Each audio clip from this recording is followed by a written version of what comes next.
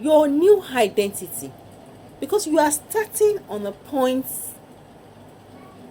where you want God to change you. So let me not talk about prosperity now, at this particular moment. You have a new identity in Christ. You are going to be a transformed person, but that's where you're going. That's your focus.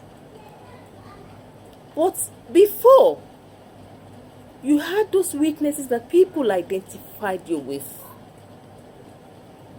They know you're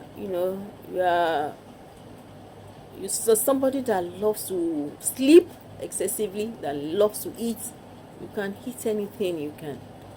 And then you can drink. You can, you go to those places where you may not, be permitted to go to by God's standard. So you were weak. So people have identified you with that weakness because you were not a child of God. But now that you're a child of God, you have a new identity.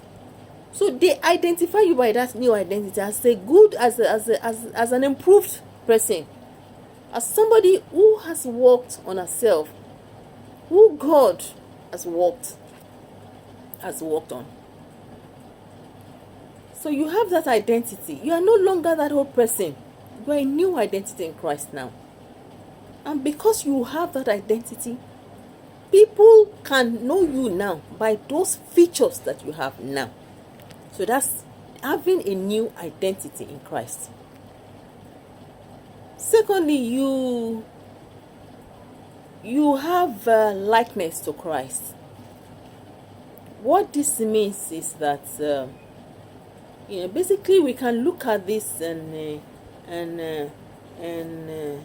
that's the unrighteous state that you were before. Because when you were in the world, when you were your whole person,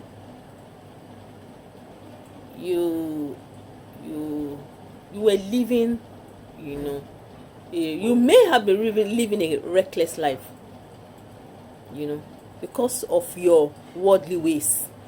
There's nothing good about you living in the worldly,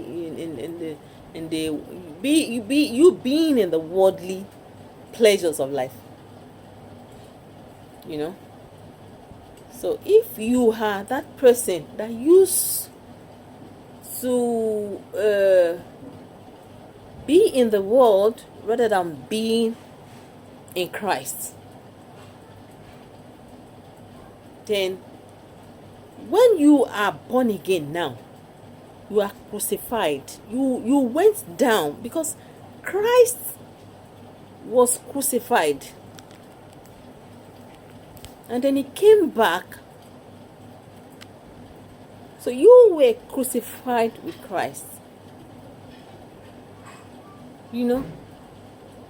So when you were crucified with Christ, your old person died with Christ. So now you are dead to sin. And you have a new life.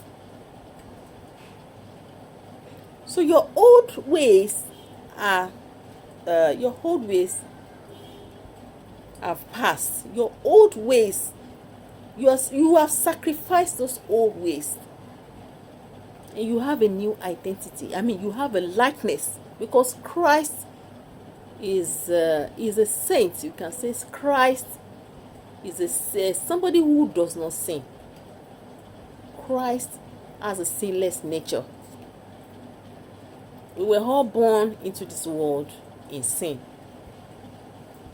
In sin did our mothers conceive and brought us into this life. So, but Christ has a sinless nature. So because you have likeness to Christ now, you cannot be living